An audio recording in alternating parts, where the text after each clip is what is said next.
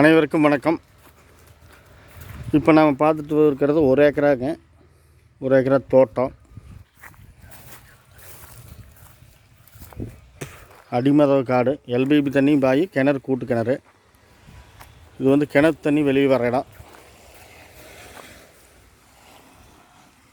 கிணறு வந்து இந்த பங்கில் இல்லை, பக்கத்து பங்கில் இருக்குது. இந்த காட்டில் கிணறு இல்லை, பக்கத்து இதில் இருக்குது கூட்டு கிணறு. தண்ணி வந்து இங்கே வந்து நம்ம காட்டிலே எழுந்திரிச்சிக்கும், அந்தளவுக்கு இருக்குது. ரோடு பேஸுங்க, தார் ரோடு பேஸு. ஒரு 250 அடி வரும். காடு நல்லா தட்ட மாட்டேங்க. ஒரு 16 தென்னை மரம் மட்டும் இருக்குது. எல்லாமே காப்பு மரம்.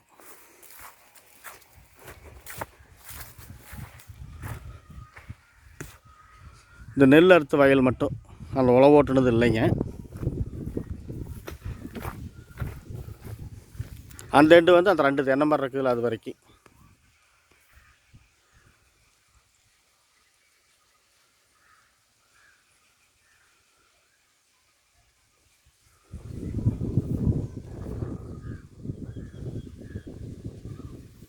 ஊரடி தோட்டம். பின்னால் ஒரு நாளைக்கு சைட்டுக்கும் கூட ஆகும்.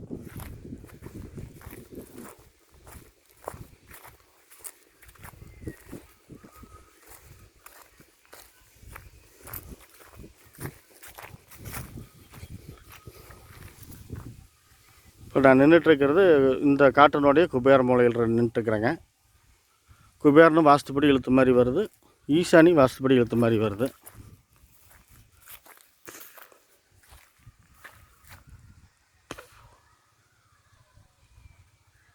தென்னை மரம் நல்லா காப்பு மரங்க. இதனோட விலை பார்த்தீங்கன்னா 1,4 ரூபா சொல்கிறாரு.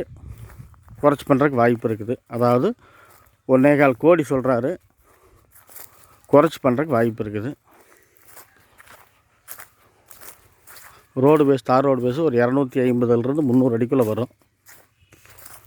எல்பிபி தண்ணியும் பாயும், கிணறு, கூட்டு கிணறு, கிணத்து தண்ணியும் இருக்குது.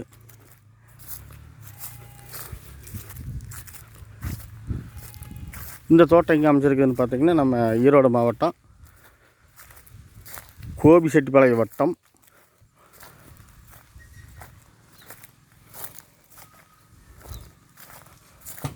நம்ம சத்தி டு ஈரோடு மெயின் ரோட்லேருந்து உள்ள ஒரு 3 கிலோமீட்டரு கட் ரோட்டில் அமைஞ்சிருக்குது. இந்த தோட்டம் உங்களுக்கு தேவைப்பட்டால் டிஸ்கிரிப்ஷனில் என்னோடய நம்பர் கொடுக்குறேன், கூப்பிடுங்க, பேசிக்கலாம்.